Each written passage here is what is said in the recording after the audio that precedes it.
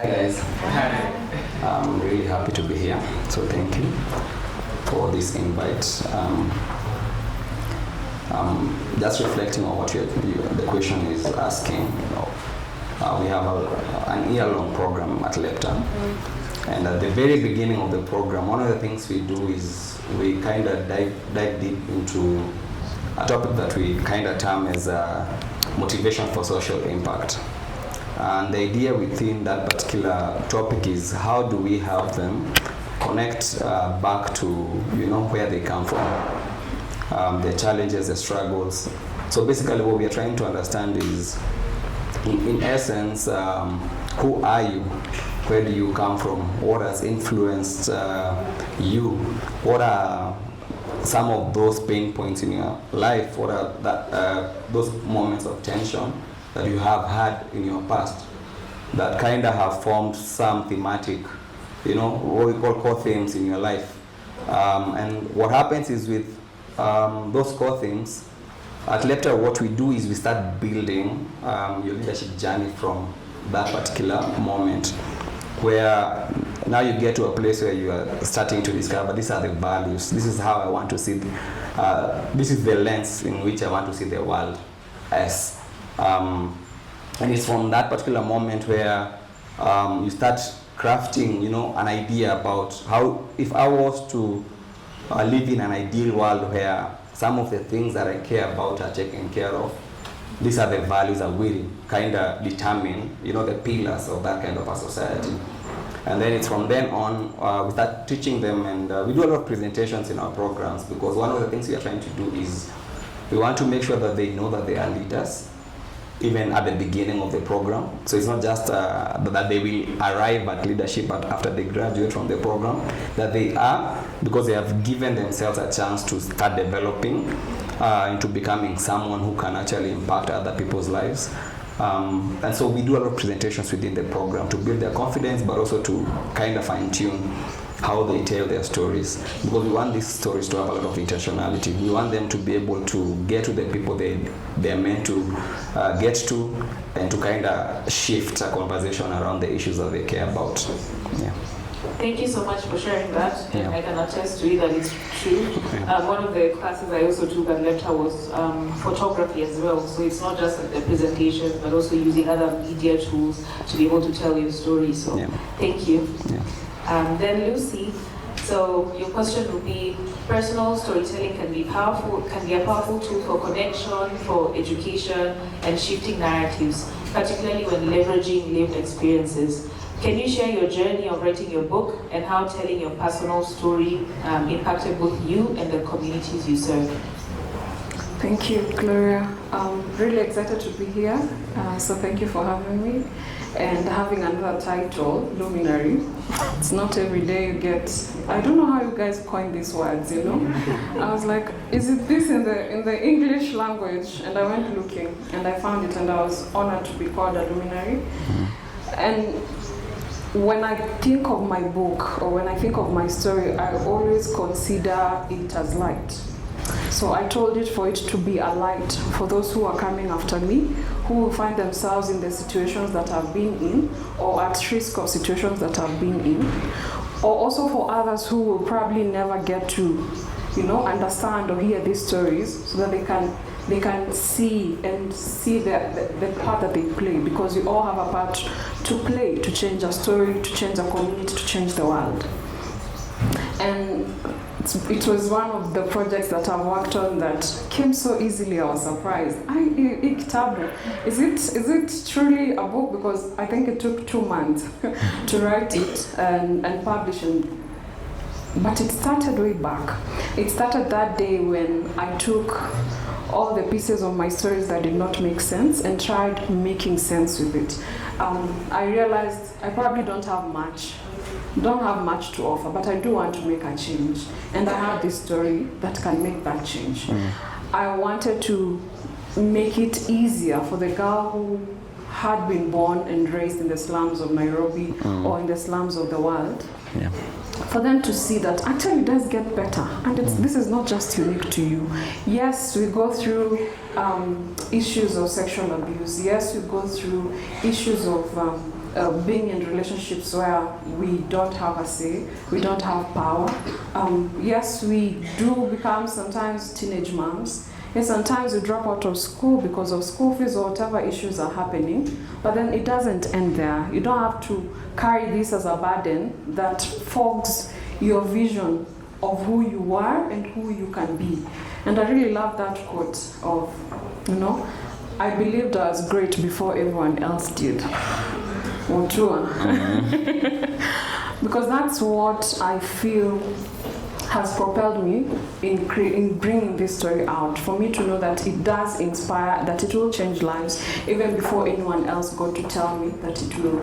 Because I knew so many girls are struggling in these informal settlements without seeing themselves in anyone. Yes, we say, we see Oprah and think, oh, Oprah. We see, these big women in the world, and we think, I would want to be that. But they're so far. They're like a cloud in the air. You don't just go and touch clouds, But there are people in our communities who are making an impact, who are changing lives, who you can be, who have overcome adversities that you thought could never be overcome. So making that reality and bringing that story home is what inspired me to write this book, and is what I've seen coming out whenever I tell this story of Ando. Thank you. Thank you so much for sharing that. When you were speaking, was reminding me of the interviews on TV with Maxi. Oftentimes, Maxi is always telling guests, like, you should write a book, and people are like, I don't have a story. So I think you just said that you thought the same thing, and once you started putting things together, I think that's where we are all now being able to get the value. So thank you for sharing that. So now the next questions will kind of look at a broader view of like the sectors that both Jking and Lucy are in. So for Jking, in your experience within the development sector, what are some of the stories that we often overlook and why? And moving forward, how can we ensure that these stories are brought to the forefront? So I have quite a small example about some of the things that I feel we should kind of highlight a little bit more. There was a report that was done by Madare Social Justice for a period of between 2013 and 2015. The report is titled Who's Next? And within that report, they're stating that 805 kids have died. They have been shot dead between those two years. So between 2013 and 2015. So Madare lost around 805. So it's a very specific number. But then, the people who live in Madare, of course, that is a reality for them, that people die. But then they don't relate with these kinds of reports. Where do we get this data from? Where do we get these facts from? But for someone who was born in Madare, my story is different. How to tell my story is quite different. So a lot of people in the development space, and it's not a critique really, it's just an observation, that we tend to focus on data. We tend to focus on facts. And then we use those to kind of start creating programs and that's why we do a lot of research. But then people don't get to speak to the people who have faced the issues. And then we don't speak to people who have been championing for the same issues within the communities. Because for them, it's not just a data piece, it's not just a fact. There is a story underlying. There is a value system based on where they come from, what they have faced in life. And just to give you just a small brief, so as a young boy growing up in Madare, crime is not evil. Crime is not, killing someone is not evil. That's why when they die, we go to their burial, we hire so many cars to go to their burials. And one of the things we do on Facebook or Twitter or anywhere else, we say shine on your way. We try to buy the things that they love. So if they love weed, we'll buy a lot of weed. And then we'll try to bury that weed with them. So for us, if you start thinking about the value system of the people that you're trying to interact with, not just the facts, then it becomes easier for you to start knowing where to start interacting with this community from. So what you're doing is you're building a connection with the community that you come from. And I think that's one of the things that is kind of lost. Because I believe that for us to even change committing crime, we need to hear this story from a different perspective.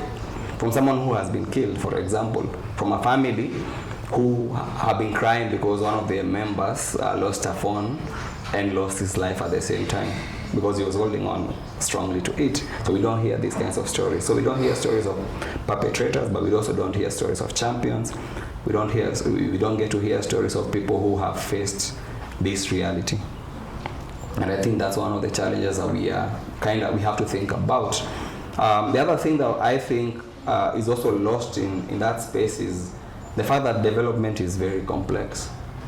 That we have different basically stakeholders or partners or people who are doing different things within the same community. And again, there's what we call, I think, I have heard it, it's a new word, I come from Madare, but I have heard this word, silo mentality, where people are working in their own spaces without basically sharing information. So when someone is interacting with your program, they're just interacting with that particular offer that you're doing, so they don't know about any other thing. And if then you're holding on strongly to them, then they don't get to interact with other spaces. And I feel like that intersectionality, Marxist and intersectionality within that particular space should be explored a little bit more. Yeah. And I think that is kind of missing. Yeah, so we should think about how do we collaborate when we are developing stories for a particular issue. Because that particular issue is also, it comes with other things. And we want to make sure that we are telling a whole story, not just the dangers of a single story. Yeah, and I think that's one of the things that is missing. So we can collaborate, but also we can basically try to, as much as possible, to get feedback from the people that we are trying to work with, to know, does this make sense? Did I get it? When you talk about empathy, did I really get it? Yeah, before I start interacting with that particular community. Yeah. Thank you so much for sharing those very important points. Context and collaboration are usually very important things to focus on in development. They sound very basic, but a lot of people miss them. So the last question is going to go to Lucy. Also just looking broadly in the sector that you work in. There's often tension between sharing sensitive stories for accountability and protecting the privacy and dignity of the subjects involved. How do you navigate this dilemma in your storytelling, balancing the need for justice and advocacy with the ethical consideration, particularly when representing vulnerable groups? There was a time I was Googling myself, that girl, and I wanted to see what was on Google. See people laughing. And of the stories that I saw on me, like I could tell, this one I gave consent to, this one I gave consent to, this one, who is this? And they've written the story so badly, I wish you just reached out. And I think that's what is important when it comes to storytelling. You can have a really powerful story you want to tell. It's very important for people to hear, it's very important for people to know. But if the person behind that story does not feel they were seen, they were heard, and they were asked, can I tell your story?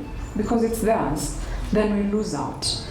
The story will be there, yes, you'll probably be doing something, but this person has been left, hurt or feeling unheard, feeling unseen, feeling like you really don't see them. So you just see the story, you don't see me as a person. Yeah. And I think that's important. For us, we have really tried, when we're telling the story, to actually come from the person who's telling it. If they're not comfortable, being in front of a camera, it's probably they're not ready to share this story, and it's okay, So how can you shape it in another way so that their stories are highlighted, the importance of what they have to say is highlighted, but at the same time they're left feeling worthy.